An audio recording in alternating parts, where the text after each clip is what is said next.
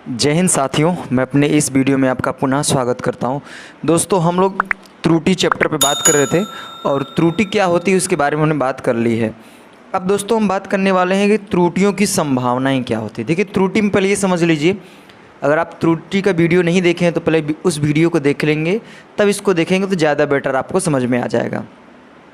त्रुटि का मतलब यह होता है कि अगर हमको कोई बोला है कि इसका वज़न इतना है, फिर बाद में हमने उसका मेज़रमेंट किया तो जितना बोला गया था उसमें से थोड़ा बहुत कम आ गया, तो जो कमी आती है दोस्तों उसी को हम लोग बोलते हैं त्रुटि। जैसे मान लीजिए हमने आपसे कहा कि एक बोरा चीनी थी, हमने कहा कि इसका वज़न 1 कुंटल है अर्थात 100 किलोग्राम है।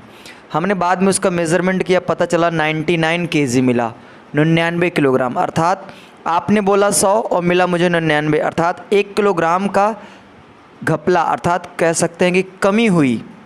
तो ये जो कमी आती है दोस्तों, इसी को हम लोग बोलते हैं त्रुटि। अब बात आती है त्रुटियों की संभावनाएं। तो त्रुटियों की जो संभावनाएं बनती है दोस्तों, वो बेसिकली 3 टाइप्स की होती हैं। पहला नंबर होता है दोस्तों पॉजिटिव एरर, पॉजिटिव। दूसरा नंबर होता है दोस्तों नेगेटिव एरर, और तीसरा नंबर होता है दोस्तों जीरो एरर। आइए इसको 1 बाय 1 समझते हैं कि होता वैसे क्या है। पॉजिटिव एरर कब आता है, नेगेटिव एरर कब आता है और जीरो एरर कब आता है। जैसे मान लीजिए हमने आपको ये एरर के फार्मूले ये बताया था, E बराबर होता है T माइनस M, अर्थात एरर इक्वल टू होता है true value minus measured value. तो ट्रू वैल्यू और वास्तविक मान और मापित मान का जो अंतर आता है वही तो होता है दोस्तों त्रुटि। तो ध्यान से समझिएगा कि धनात्मक कब आएगा। यदि मान लीजिए दोस्तों ये जो ट्रू वैल्यू है, अगर ट्रू वैल्यू का मान ज़्यादा हो जाए, ध्यान से समझिएगा, ट्रू वैल्यू का मान ज़्यादा हो जाए और मेजर्ड वैल्यू का मान कम हो जाए, तो उस समय जो हमारे पास त्रुटि आती है। जैसे मान लीजिए आपसे बोला गया कि एक कोई सामान है, उसका वज़न 100 किलोग्राम है, ठीक है, ये 100 किलोग्राम बोला गया था, बाद में मेज़रमेंट हुआ तो पता चला उसका जो वज़न था वो 99 केजी ही आया।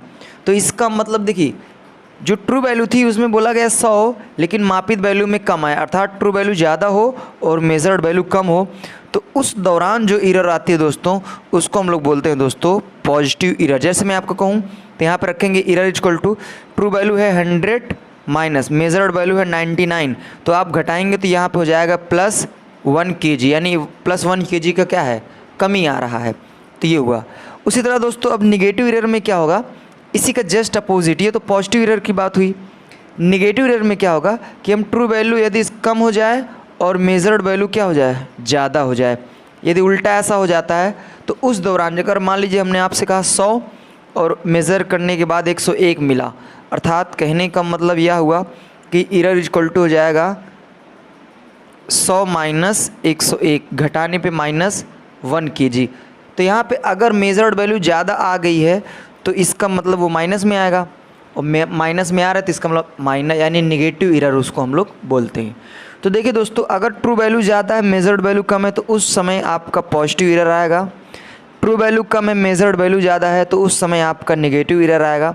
यदि दोस्तों ट्रू वैल्यू और मेजर्ड वैल्यू दोनों आपस में यदि दोस्तों बराबर हो जाए तो इस समय जो एरर आएगी दोस्तों उसको हम लोग बोल लेंगे जीरो एरर। कहने का मतलब यह है कि अगर आपसे हमने बोला कि 100 किलोग्राम है ये वस्तु, तो आपने उसका मेज़रमेंट किया तो 100 ही मिला, एक रत्ती भर का इधर उधर फ़र्क नहीं हुआ। तो दोस्तों आपने ट्रू बोला था 100, मेज़र करने पे भी 100 आया, तो इसका मतलब इनका अंतर क्या हो गया, जीरो हो गया। और जब जीरो हो जाएगा तो उसी एरर को हम लोग बोलते हैं जीरो एरर, अर्थात इसमें कोई गलती नहीं है। तो ये बातें हुई दोस्तों। तो पॉसिबिलिटी ऑफ एरर उम्मीद करता हूँ आपको समझ में आ गया होगा, पॉजिटिव, नेगेटिव और जीरो। तो आगे मिलेंगे अब दोस्तों नेक्स्ट वीडियो में, उसमें हम लोग ये समझेंगे कि त्रुटियों के प्रकार कितने होते हैं और कौन सी त्रुटि कैसे उसको दूर किया जाएगा, ये हम लोग आगे नेक्स्ट वीडियो में डिस्कस करेंगे। तो आज के लिए बस इतना ही दोस्तों, नेक्स्ट मिलेंगे अगले वीडियो में, तब तक के लिए जय हिंद।